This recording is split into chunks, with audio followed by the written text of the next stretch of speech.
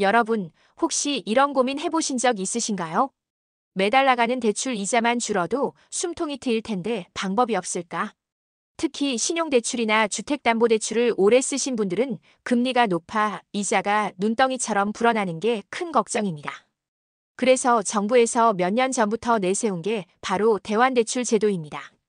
비싼 대출을 싼 대출로 갈아타서 이자 부담을 줄여주겠다는 제도, 이게 바로 정부 지원 대환대출이죠. 이름만 들어도 참 희망적입니다. 나도 이제 이자 부담을 덜 수 있겠다 하고 기대하게 되죠. 그런데 막상 해보려고 하면 잘 안 된다는 분들이 많습니다.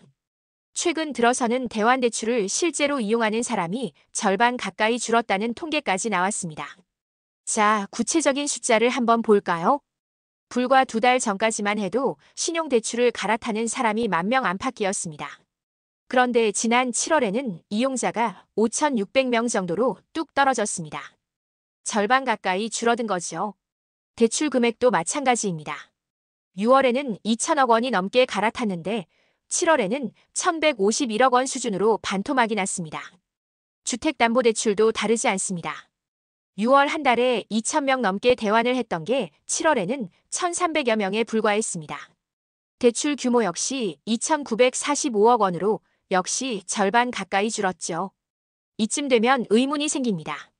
아니, 대환대출이 이자를 줄여주는 좋은 제도라는데 왜 이용자가 이렇게 급격하게 줄었을까? 그 이유는 바로 지난 6월 27일부터 시행된 새로운 대출 규제 때문입니다. 예전에는 금리만 낮으면 다른 은행으로 갈아타는 게 비교적 수월했습니다.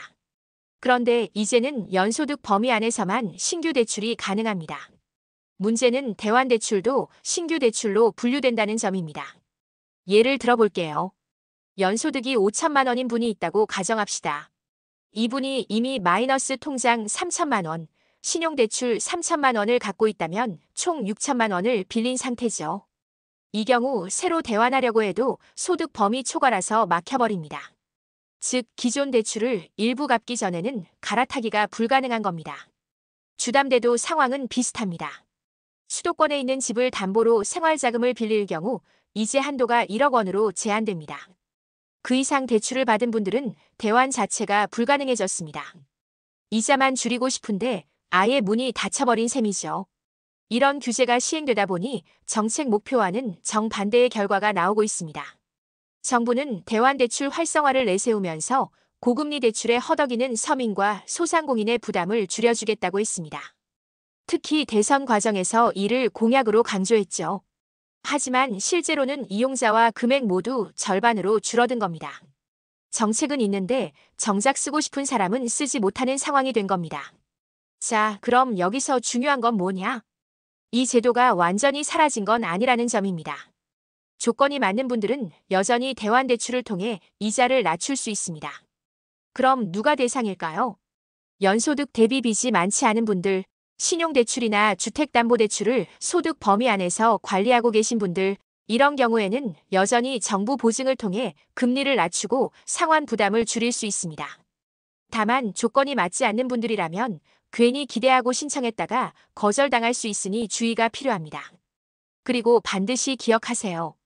대환대출은 정부 공식 창구에서만 신청할 수 있습니다. 소상공인시장진흥공단, 지역신용보증재단 또는 거래 중인 은행을 통해서만 가능한 제도입니다. 전화로 정부 100% 지원 대환대출 해드립니다 하는 건 대부분 사기입니다. 특히 어르신들을 대상으로 한 보이스피싱이 많기 때문에 각별히 조심하셔야 합니다. 이제 어떻게 해야 할까요? 우선 첫 번째, 내 소득과 대출 현황을 확인해 보셔야 합니다. 연소득이 얼마인지, 그리고 현재 내가 갖고 있는 신용대출과 주담대가 어느 정도인지 체크하는 겁니다. 두 번째, 조건이 맞는다면 가까운 은행이나 신용보증재단에 문의해서 대환대출 신청 가능 여부를 알아보는 겁니다. 세 번째, 만약 조건이 맞지 않는다면 낙심하지 마시고 다른 정부 복지제도, 긴급복지자금 혹은 서민금융진흥원의 헬살롱 같은 상품을 함께 찾아보시는 게 좋습니다. 정리하겠습니다. 정부 지원 대환대출은 여전히 제도가 존재합니다. 하지만 6월 이후 규제가 강화되면서 실제로 이용하기는 훨씬 어려워진 상황입니다. 그래서 있긴 있지만 아무나 쓰기 어려운 제도가 되어버린 거죠. 이자 부담이 너무 크다고 느끼신다면 조건을 잘 확인해 보세요. 가능하다면 대환대출을 통해 금리를 낮춰보시고 조건이 맞지 않는다면 다른 지원 제도를 꼭 챙기시기 바랍니다.